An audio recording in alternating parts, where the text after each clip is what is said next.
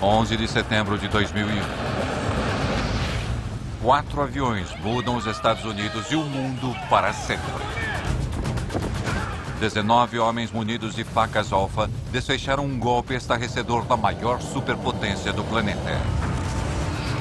Agora, os investigadores precisam descobrir como o aparato de segurança multibilionário do Exército dos Estados Unidos, a inteligência e as autoridades aeronáuticas puderam ser totalmente enganados por um simples complô que explorou brechas fatais em suas defesas.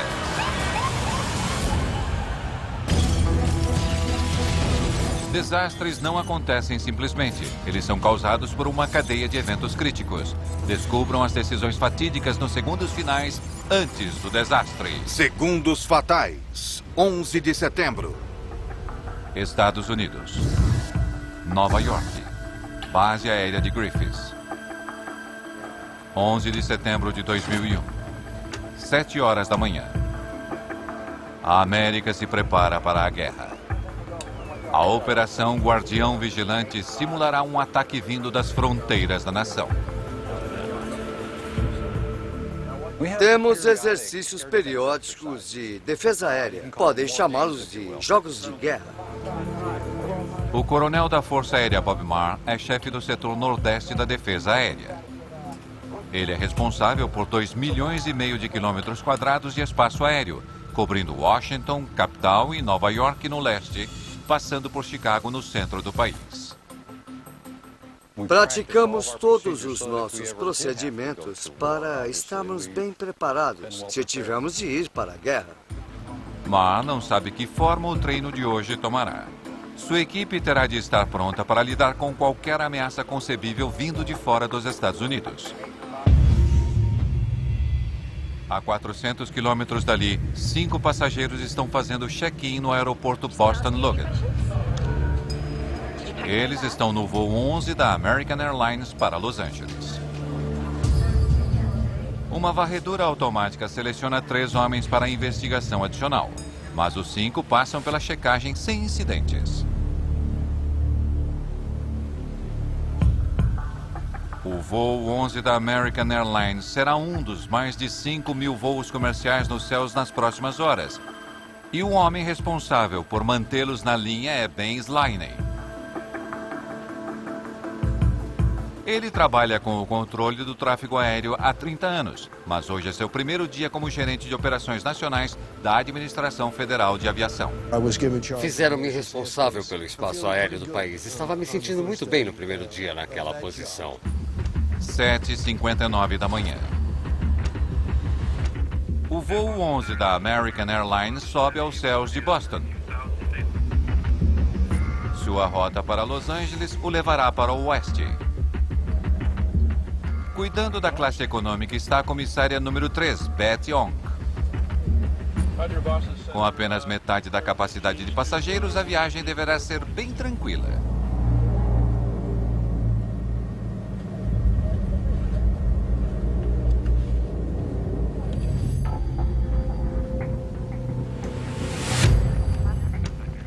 Oito e 2. O coronel Bob Marr e sua equipe estão em alerta para o exercício de defesa aérea. Eles não têm consciência dos eventos que têm início no voo 11 da American.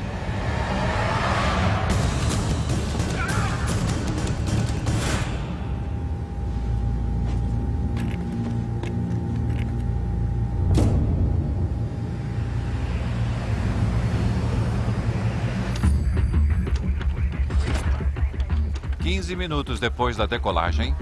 American 11 Boston, aqui é Boston, você me escuta? O controle de tráfego aéreo de Boston perde o contato pelo rádio com o voo. American 11 Boston, aqui é Boston, você me escuta? Apesar das muitas tentativas de contatar a tripulação durante 10 minutos, não houve resposta. Com milhares de voos no céu todos os dias, esta não é uma ocorrência comum. Mas às 8h24, o controle de tráfego aéreo ouviu um anúncio de bordo da cabine do piloto. Temos alguns aviões. Fiquem tranquilos, estará tudo bem. Vamos voltar ao aeroporto. A mensagem é claramente dirigida aos passageiros apenas e é imediatamente interpretada como suspeita por um controlador de tráfego aéreo em Boston.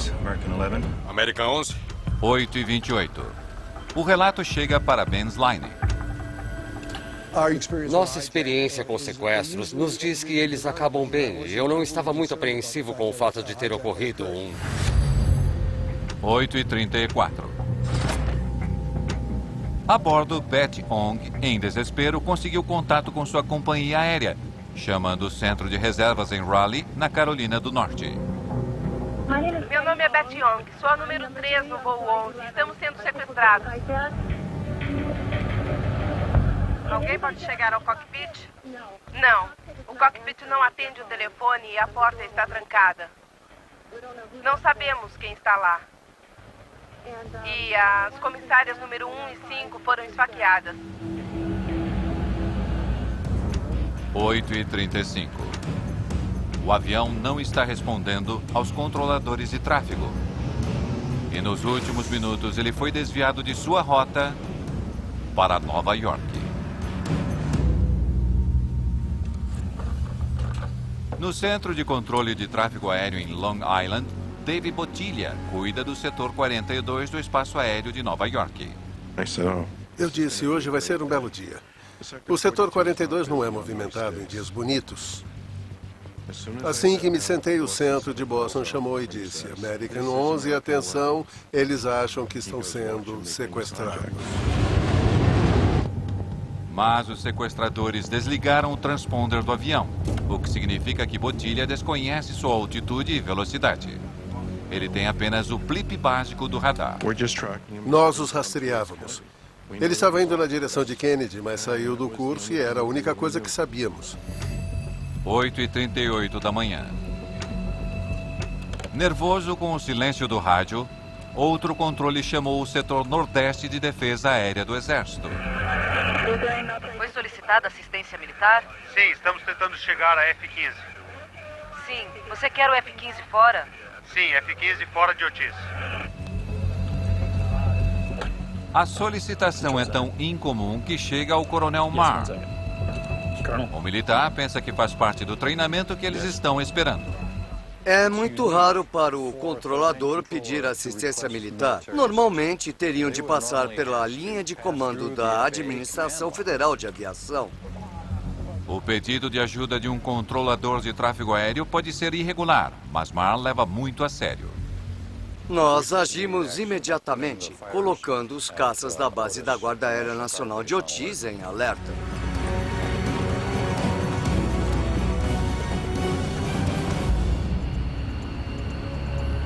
A base aérea de Otis, em Massachusetts, fica a 250 quilômetros ao leste da cidade de Nova York, onde, em uma tentativa de rastrear o voo desaparecido sobre o estado de Nova York, Dave Bottiglia contata outro voo na área.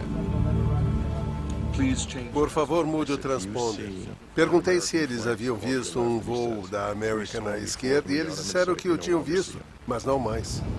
O voo 11 da American Airlines tinha sido visto pela última vez ao norte de Manhattan, cidade de Nova York. 8h43 da manhã. A bordo do American 11, a comissária Betty Ong fez o que pôde para informar as pessoas em terra o que estava acontecendo no avião. Não posso entrar no cockpit. Ainda tem gente lá? Estamos absolutamente... Você está indo muito bem. Fique calma, sim, Beth. O que está acontecendo, querida? O avião está voando erraticamente de novo.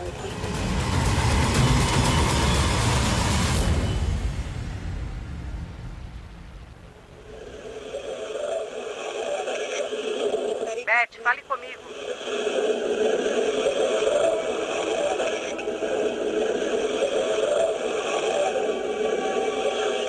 Beth, você está aí?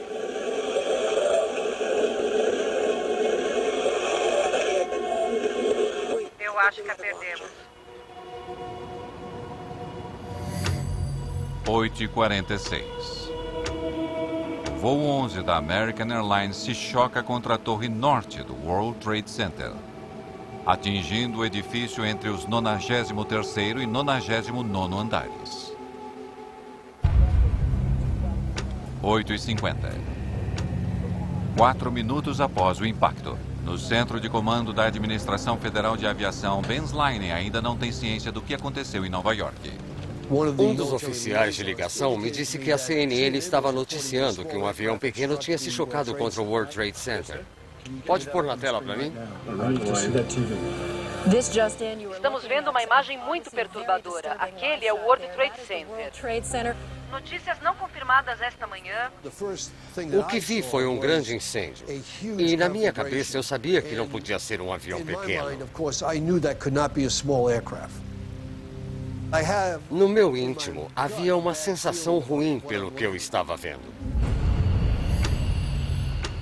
8h51 da manhã. Sem comunicação oficial de que o avião envolvido é o voo 11 da American, os militares enviam os 2 caças F-15 para procurar os voos desaparecidos. No centro de controle de voo de Long Island, Dave Bottiglia está preocupado com outro avião, o voo 175 da United Airlines. O código do transponder foi mudado e agora ele também voa erraticamente. Eu olhei naquele momento particular e notei que o United 175 subiu bem rápido. Nesse ponto eu fiquei com medo. Voltei para o chefe e disse: acho que tem outro.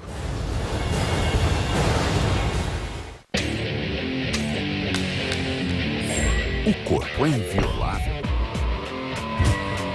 Só há um tipo de casamento? Existe uma idade para cada coisa? Corpo e mente estão sempre em sintonia? Tudo isso é tabu. Quartas de Tabu. Hoje, a partir das 9h30 da noite, no Nat Geo. Uma enorme estrada embaixo d'água. Um porto espacial no meio do deserto. O Nat Geo apresenta construções que parecem vindas do futuro, mas que hoje já são realidade. Obras incríveis, toda quinta às 7h45 da noite no Nat Geo. You are a free citizen, male to God only. Ele aboliu a escravidão, mas não conseguiu fazer a mesma coisa com a intolerância. O Nat Geo apresenta um episódio fundamental da história dos Estados Unidos e da história de todos nós. This is the true story of the killing of Abraham Lincoln. Com narração de Tom Hanks, Quem Matou Lincoln. Estreia domingo, 3 de março às 9 da noite no Super Domingo do Nat Geo. A seguir, Mayday, desastres aéreos no Nat Geo. Continuamos assistindo Segundos Fatais no Nat Geo. 9 da manhã. Os F-15 da Força Aérea Americana ainda estão a 100 quilômetros de distância, tentando rastrear o American 11. Agora, o United 175 começa uma descida aterradora. Nós o vimos e alguém na área começou a contar 6.000, 4.000, 2.000 e disseram que ele logo cairia. Aí alguém gritou: meu Deus, o World Trade Center está ali.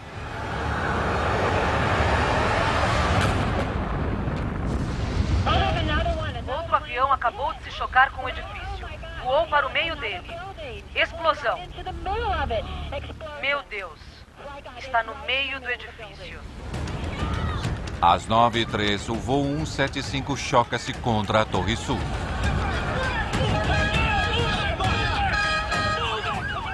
O pânico se espalha por toda Lower Manhattan. O coronel Bob Maher fica chocado ao ver as notícias do noticiário ao vivo. Nesse ponto, nossas mentes entenderam. Nova York estava sob ataque. Isso não é um exercício de guerra, é a coisa real.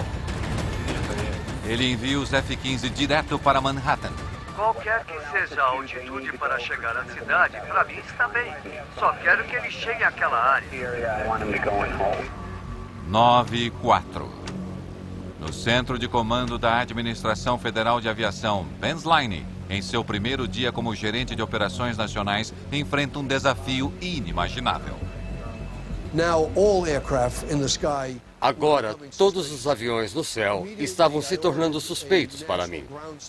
Imediatamente ordenei que nenhum avião decolasse. 9-5. O radar identifica o voo 77 da American Airlines na rota de Washington para Los Angeles e está milhas fora de curso. 11 minutos antes, o voo começara a desviar-se de sua rota planejada quando desligou o transponder e o contato por rádio foi perdido. Agora é só um blip na tela do radar. O voo voltou para leste em direção à capital da nação.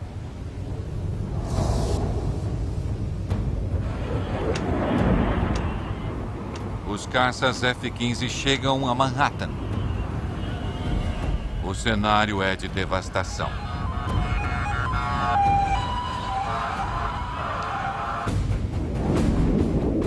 Ao mesmo tempo, a 500 quilômetros de distância na base aérea de Langley, na Virgínia, outros 2 caças F-16 são designados para a caça ao voo 11. Às 9h32, o American 77 ainda está voando para leste, em direção à capital do país. Tivemos 11 relatos de aviões sequestrados na área. Estamos tentando determinar os que são críveis e os que não são. Foi quando resolvemos que o melhor a fazer era considerar a capital Washington como um grande alvo. Somente às 9h36, quando estavam a 240 quilômetros de Washington, capital, os jatos são direcionados para o American 77, no espaço aéreo de Washington. –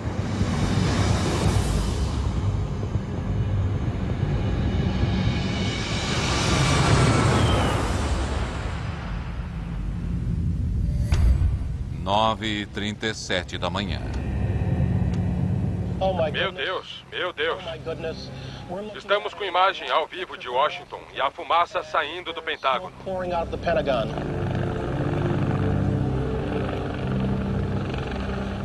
Vendo o quartel-geral da defesa americana em chamas, Ben Sline toma uma atitude decisiva. Havia muita coisa acontecendo para não se fazer alguma coisa. Eu não posso controlar os aviões fisicamente, mas posso tirar todos eles do céu.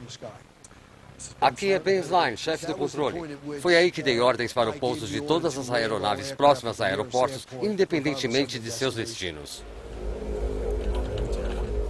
Mais de 4.000 aviões no espaço aéreo americano começaram a aterrissar. Foi uma atitude sem precedentes. Passou pela minha cabeça que eu podia ser demitido por isso, mas não pensei muito. Mesmo durante a aterrissagem dos aviões, às 9h44, os controladores de tráfego aéreo avistaram um quarto avião, o United 93, que começava a seguir um padrão sombrio. O United 93 se desviou da sua rota de voo e mudou o código de seu transponder. Indo de Newark para São Francisco, o voo fora contatado 20 minutos antes pelo pessoal de solo da United, avisando os pilotos sobre uma possível intrusão no cockpit. 9h59. World Trade Center. Vai cair! Vai cair! A torre sul de 110 andares desaba.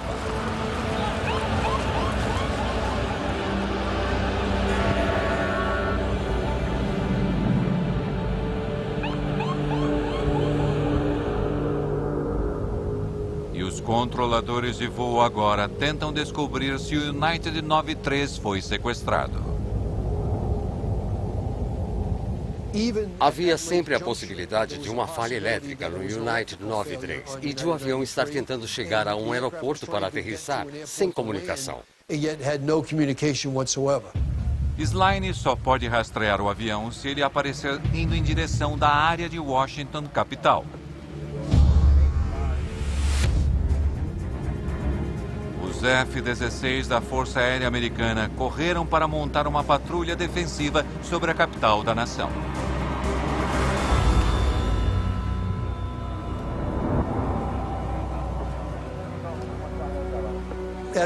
Enquanto observávamos o United 93, recebemos um relatório de um avião na área de uma grande nuvem de fumaça emanando do chão. Presumimos que o avião caíra a noroeste da Pensilvânia. O avião cai 20 minutos antes de chegar à capital, Washington. Os 44 passageiros e a tripulação morrem. Estas são as primeiras imagens. Relatos iniciais indicam que não há sobreviventes. 25 minutos mais tarde, no centro de Manhattan,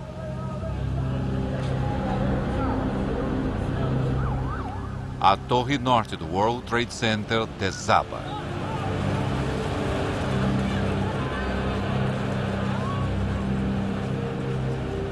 No espaço de apenas 102 minutos, os 4 aviões sequestrados ceifaram a vida de quase 3.000 pessoas. E antes que a poeira assente, começa a maior investigação na história americana.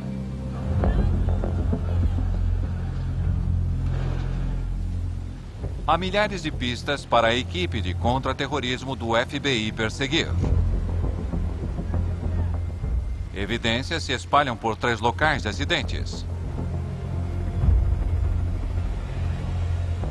Mas, quando a primeira grande descoberta aparece, está longe dos cenários de devastação. Ken Maxwell é um agente sênior do FBI em Manhattan. Mohammed Atta. A bagagem de Mohammed Atta, que estava no voo 11 da American, não foi colocada no voo de conexão que saiu de Portland, no Maine. Dentro dela havia um verdadeiro tesouro de informações e evidências que o apontavam como o principal responsável. De posse dessas informações, uma rede de milhares de agentes especiais do FBI levou apenas 72 horas para identificar uma teia de 19 sequestradores suspeitos, todos ligados a um inimigo declarado dos Estados Unidos, a Al-Qaeda. E o líder do grupo, Osama Bin Laden. Mas como a rede de segurança mais sofisticada do mundo falhou ao enfrentar essa ameaça bem conhecida e ao prevenir os sequestros e suas trágicas consequências?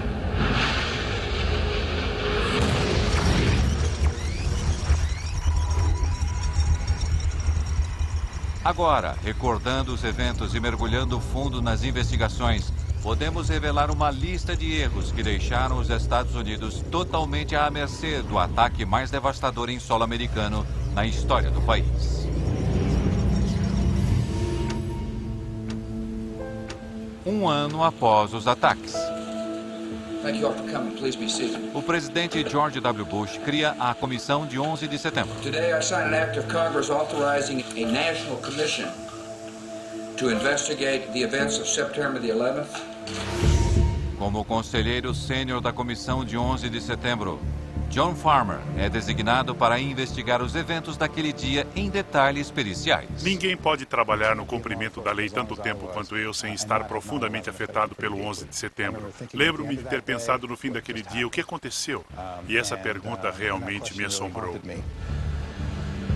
Os Estados Unidos gastam bilhões em sistemas militares e de inteligência para salvaguardar a nação.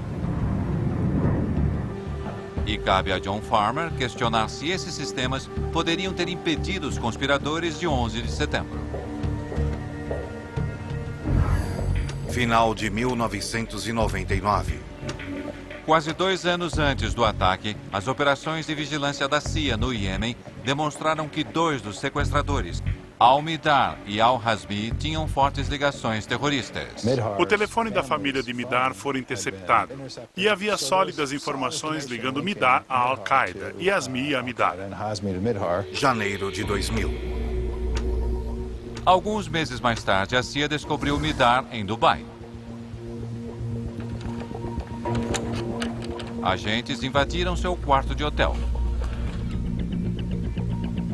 Eles descobrem que Midar tem um visto que lhe permite entrar e sair dos Estados Unidos à vontade.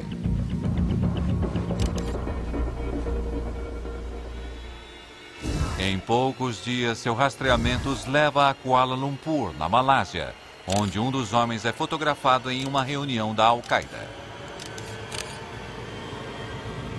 Tinha acontecido uma reunião na Malásia vigiada, mas depois o rastro se perdeu. Até esse ponto, o sistema havia funcionado. A CIA tinha identificado uma ameaça estrangeira aos Estados Unidos. Mas é aqui que o complô escapa pelas brechas no sistema de inteligência americano.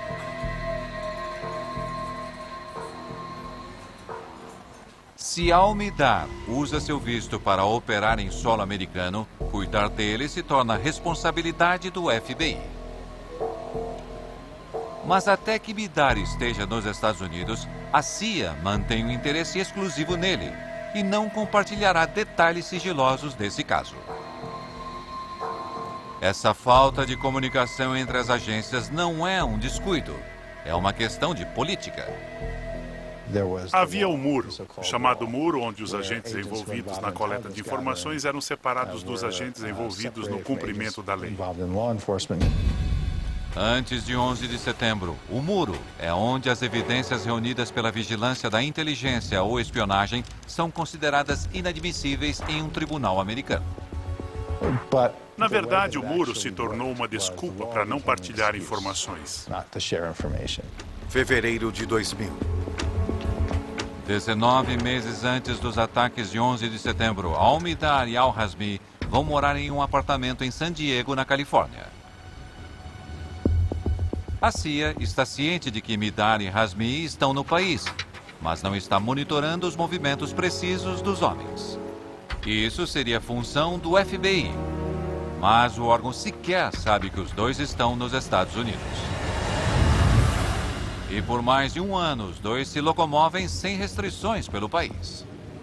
Existe outra falha burocrática aí. Se as coisas tivessem corrido bem, o FBI teria sabido que devia procurá-los também. Mas não foi assim. E quando eles vieram para os Estados Unidos, chegaram aqui sem serem notados. Não é a única oportunidade perdida que a comissão revela. 11 de junho de 2001.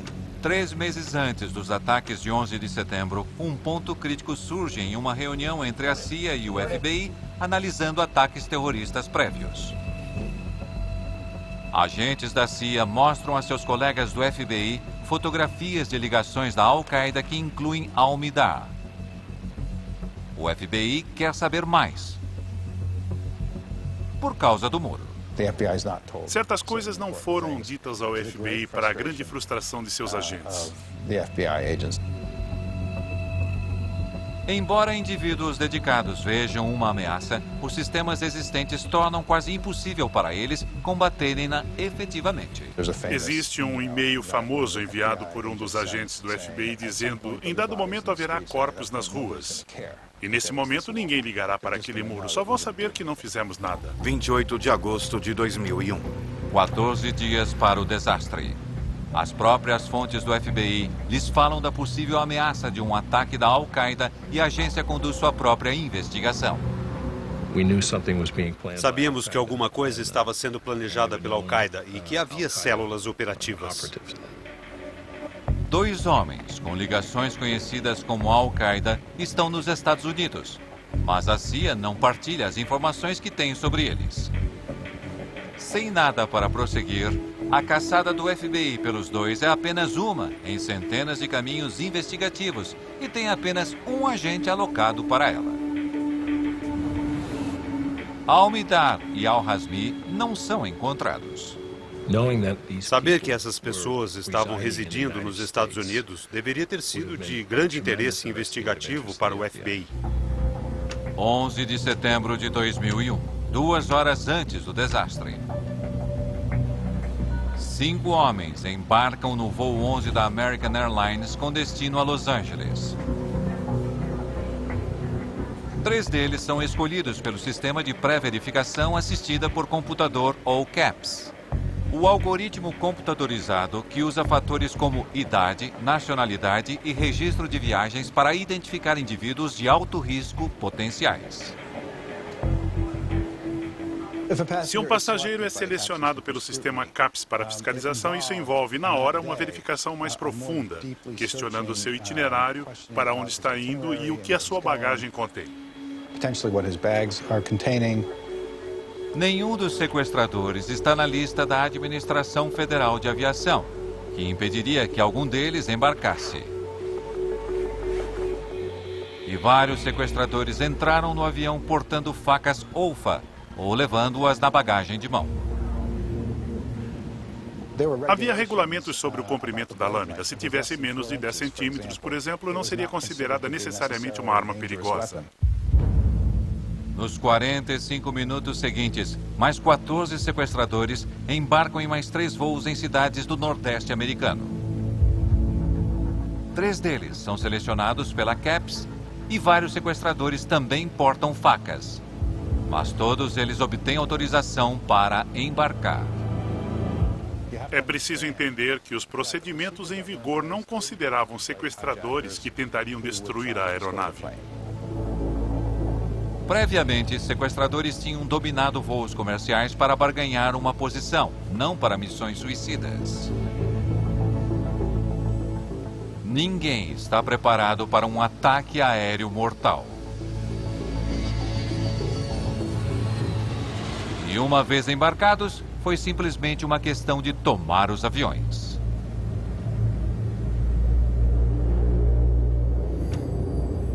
32 minutos antes do primeiro impacto, os sequestradores agem. Se os sequestradores exigissem entrar no cockpit, o protocolo naquele momento era abrir a porta e permitir a entrada. A teoria era: não queremos arriscar a vida de ninguém. Mais uma vez, teoria não permite uma missão suicida.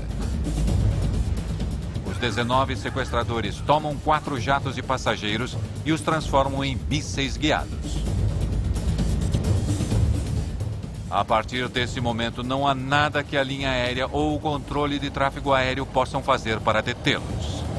Aparentemente, na última linha de defesa estão os militares americanos, com a maior e mais bem equipada força aérea do mundo. Mas se vão agir, precisam saber que existe uma ameaça. Assim, John Farmer examina o processo de como os militares se envolveram em um sequestro. E havia um protocolo de sequestro pelo qual os militares eram contatados e caças decolariam imediatamente. Seguindo as normas, os controladores de tráfego aéreo tinham de contactar os controladores da Administração Federal de Aviação em Washington e então uma cadeia de comunicações se seguiria, antes de ser dada a ordem de fazer decolar os caças. Tivesse esse protocolo ocorrido em 11 de setembro, os caças estariam na pista muito depois de o 4º avião ter caído. Naquele dia, o protocolo foi ignorado. 9 minutos para o desastre. Farmer descobre que, ao contrário da burocracia que atrapalhou a CIA e o FBI, o controle de tráfego aéreo ignorou o livro de procedimentos. Um controlador de voo estava tão preocupado que chamou diretamente uma base aérea local em Home, Nova York. Sim, um segundo. O coronel Bob Marr tem de cuidar da situação. A primeira chamada que recebi foi do controlador de linha do Boston Center. Tem um problema aqui, preciso de mais ajuda. Vou contatar os militares. 8 minutos para o desastre. Os militares foram notificados, mas isso não provoca uma resposta automática.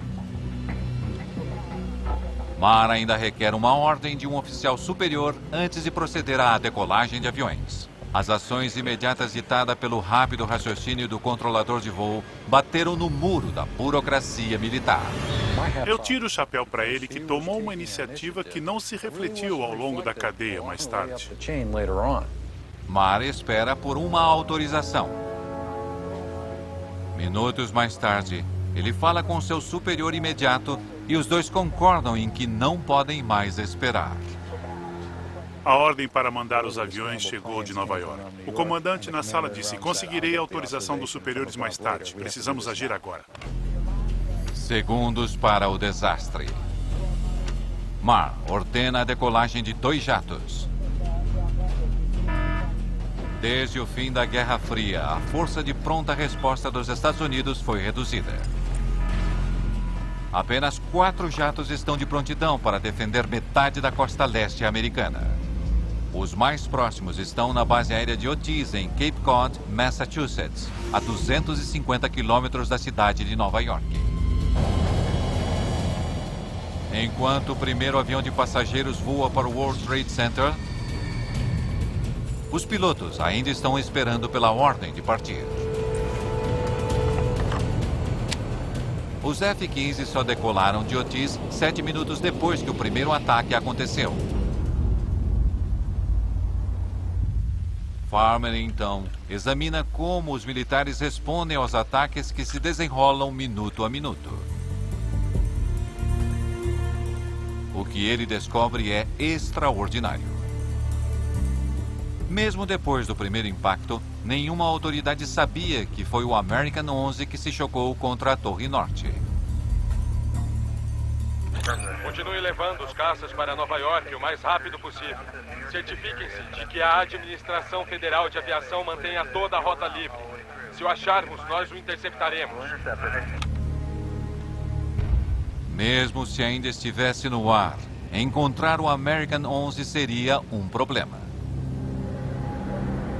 Radares militares foram montados para vigiar muito além das fronteiras americanas, em busca de ameaças potenciais e não para rastrear aviões civis. Eles nunca foram interpretados como ameaça.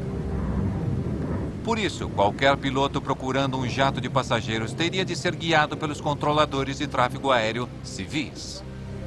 O procedimento exigia uma grande cooperação entre 2 organizações muito diferentes. Havia a questão de comunicação, porque as agências não estavam acostumadas a trabalhar juntas. Alguns telefones não faziam interurbanos. Precisávamos falar com números militares, com várias pessoas diferentes. Precisávamos criar novas linhas de comunicação. 9 da manhã.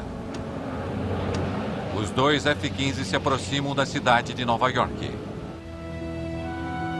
A ideia de alguém pilotando um avião sequestrado em uma missão suicida ainda não fora digerida.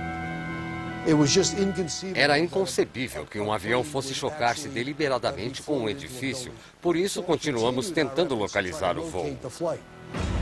1 minuto para o segundo impacto. As autoridades continuam a responder a relatos confusos sobre se o primeiro avião a bater, o American 11, ainda estava voando sobre a cidade de Nova York. Temos o American Airlines.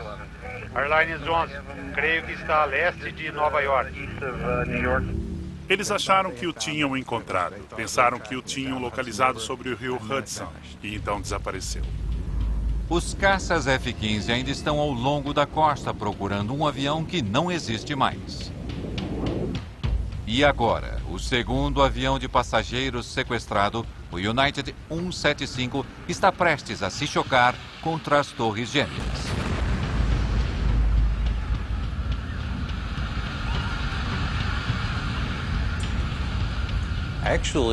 Não percebemos que havia outro problema até vermos a TV. Acredite nisso. Agora os Estados Unidos sabem, sem dúvida, que estão sob ataque direto. Nesse ponto, a estrutura de comando nacional, os políticos seniores e os militares devem entrar em ação. Notícias no próprio dia e nas semanas seguintes sugerem que uma resposta coordenada seja lançada instantaneamente para frustrar novos ataques. Foi dito ao público que os aviões no World Trade Center foram um choque. Mas com o terceiro voo, a estrutura de comando nacional saiu em resposta a esse choque. Eles enviaram aviões em resposta ao relato que o terceiro avião, o American 77, estava se dirigindo para Washington, mas era tarde demais para interceptá-lo. Nos meses que se seguiram ao 11 de setembro, isto permaneceu como o relato oficial sobre o terceiro avião sequestrado. Mas a comissão de 11 de setembro revela a imagem verdadeira. Diferentes setores do governo começaram a falar entre si. O presidente começou a falar com o vice-presidente Richard Clarke na Casa Branca. Ele fez uma videoconferência com pessoas de seu nível de posição nas várias agências. O problema foi que ninguém estava falando entre níveis diferentes. Sem uma liderança decisiva da estrutura de comando nacional, as pessoas em terra são deixadas para dar o melhor de si. Descobrimos que não havia um relatório aos militares dizendo que o United 77, o terceiro avião, fora sequestrado. Houve um relato logo após ele ter caído dizendo que estava desaparecido e um relato pouco antes de ele cair dizendo que havia um avião não identificado próximo ao Pentágono. Nada dizia que o American 77 tinha sido sequestrado. Quanto ao United 93, o quarto avião sequestrado, o relato oficial dizendo que as autoridades estavam em controle da situação era ainda mais forte. Estava no radar. Tinham a autorização necessária para interceptar o avião e, se necessário, derrubá-lo. Mas, conforme John Farmer revê as gravações militares, surge uma história diferente. A investigação de Farmer descobre que nos níveis mais altos de autoridade, ninguém tomou decisões relevantes à situação no chão. Da perspectiva do centro de comando e da minha própria, não havia uma pessoa no país que soubesse o que estava acontecendo.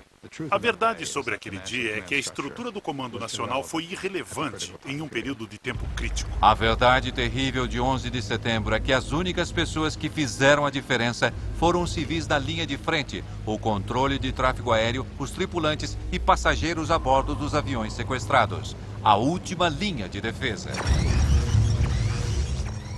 Podemos agora revelar a série de falhas críticas que permitiram esse ataque terrorista acontecer em solo americano. Janeiro de 2000. 20 meses para o desastre. 2 ativistas suspeitos da Al-Qaeda se mudaram para a Califórnia. Mas a falta de comunicações entre agências de inteligência significa que o FBI nem sabe que eles estão no país. 28 de agosto de 2000. 14 dias para o desastre. O FBI dá início a uma caçada humana, mas é tarde demais. 2 horas para o desastre.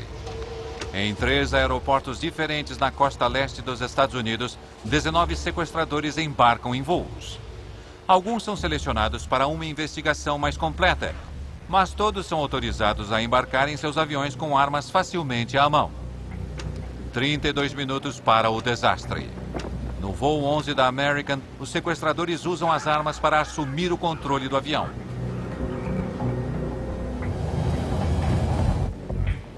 Nove minutos para o desastre. A única resposta significativa ao sequestro vem do controlador de tráfego aéreo de Boston, que imediatamente esquece o protocolo e contata os militares diretamente. 3 minutos para o desastre. Enquanto as autoridades lutam para encontrar o American 11, Beth Ong luta para passar informações às pessoas em terra, mas em vão. Segundos para o desastre. O coronel da Força Aérea Bob Maher toma uma decisão e ordena a decolagem de 2 caças F-15 da base aérea de Otis, mas é tarde demais. Às 8h46, o voo 11 da American Airlines se choca contra a torre norte do World Trade Center. 17 minutos mais tarde, às 9h03, o voo 175 se choca contra a torre sul.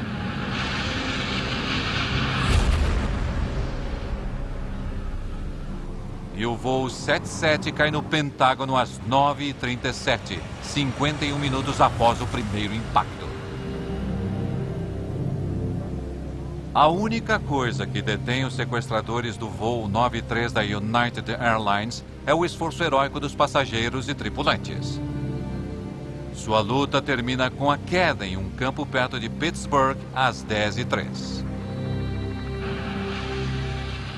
As instituições que deveriam ter protegido os Estados Unidos foram incapazes de lidar com uma ameaça que jamais poderiam imaginar. Informações vitais não foram partilhadas entre agências. É quase injusto apontar uma agência em particular, porque uma pessoa no FBI sabia X, outra pessoa sabia Y e outra ainda sabia Z. Acho que foi uma falha do governo como um todo. Todas as agências lutaram contra a falta de informações precisas. Não sabíamos o que estava acontecendo. Nunca soubemos. Não conseguimos descobrir. E sem uma direção precisa, os militares ficaram sem ter como intervir. Não houve tempo suficiente para fazer o que era preciso. Os caças não puderam derrubar os aviões. Jamais chegaram próximos o bastante para fazer isso. Quase 3.000 pessoas morreram em 11 de setembro de 2001. Esse ataque relativamente simples frustrou todos os caros sistemas que estavam em funcionamento. Acho que por isso o choque foi tão grande. Desde a tragédia de 11 de setembro, todas as agências governamentais envolvidas fizeram mudanças radicais. As agências de inteligência foram forçadas a trabalhar em conjunto. A segurança nos aeroportos foi ampliada. Militares e civis, radares e operações de tráfego aéreo se mesclaram para falar uma língua apenas. Mas resta saber se as lições foram aprendidas e se os Estados Unidos estão a salvo. Acredito que temos uma inteligência melhor do que antes, mas isso não significa que estamos protegidos contra o próximo ataque, venha ele de onde vier.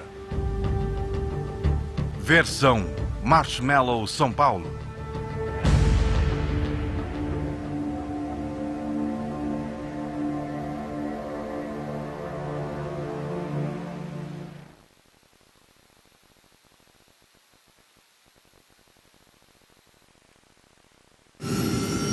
A poucos minutos do aeroporto de Estrasburgo, Droga! um Airbus A320 se choca contra o topo de uma montanha.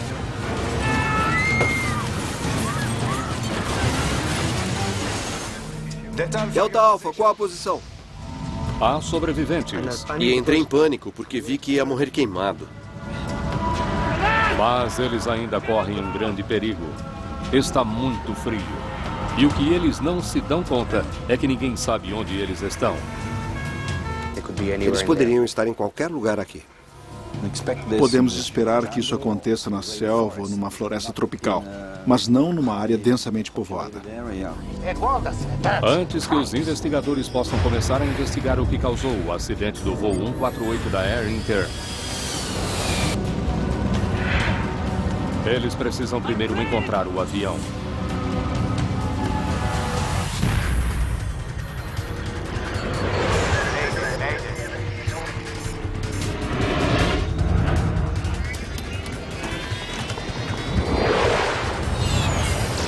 Mayday, desastres aéreos.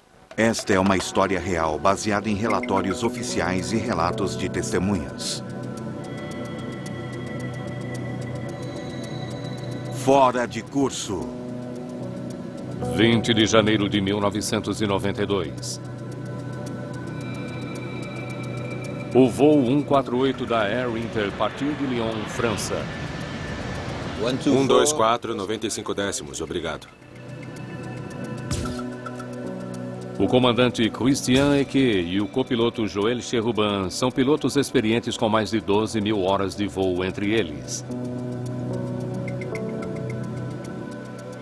O voo é uma viagem rápida entre Lyon, no centro da França, e a cidade de Estrasburgo, na montanhosa região da Alsácia. A companhia aérea francesa Air Inter, que atende principalmente quem viaja a trabalho, se orgulha de ser pontual. As equipes são incentivadas a evitar atrasos, como explica o ex-piloto da Air Inter, Gérard Arnoux. Éramos conhecidos por nosso curto turnaround.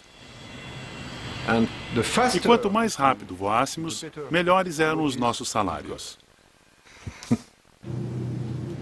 Já voamos 35 minutos? 41 minutos.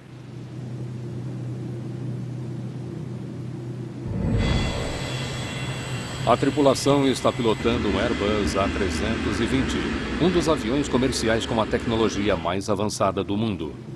Mesmo antes da decolagem, os pilotos programam o piloto automático para pousar em uma pista específica em Estrasburgo. A cabine do A320 também é muito diferente da de outros aviões. Em vez de medidores analógicos, os pilotos usam principalmente displays digitais. Estrasburgo, boa noite. Pista em uso 05. Nível de transição 50. Vento 040 em 18 nós. Visibilidade de 10 quilômetros. A gravação do aeroporto de Estrasburgo informa a tripulação acerca de uma mudança de planos. Devido aos ventos fortes e ao mau tempo, eles terão de pousar em uma pista alternativa 05 em serviço. E não na pista programada no piloto automático. 05. Que tipo de vento estão nos dando? 18 nós. 18 nós. O comandante é que não gosta da ideia de mudar de pista. Sem chance. Ele esperava usar a pista 23, uma aproximação que permite ao piloto automático uma correção de navegação precisa. A nova pista, pista 05, é cercada por terrenos montanhosos que podem interromper os sinais de rádio enviados para o piloto automático. Se seguirmos o procedimento para a pista 05, nós... Não. O comandante é que sugere um meio termo. Estou colocando a pista 23 de volta. Caso contrário, não posso fazer a intercepção. Ele programa o piloto automático para voar para a pista 23. Entretanto, perto do aeroporto, o comandante irá assumir os controles e fazer um pouso visual na pista 05. Está programado para 23? Sim. Tudo bem. Senhoras e senhores, vamos iniciar a aterrissagem. Nicolai Escorias é estudante universitário. Era um dia calmo.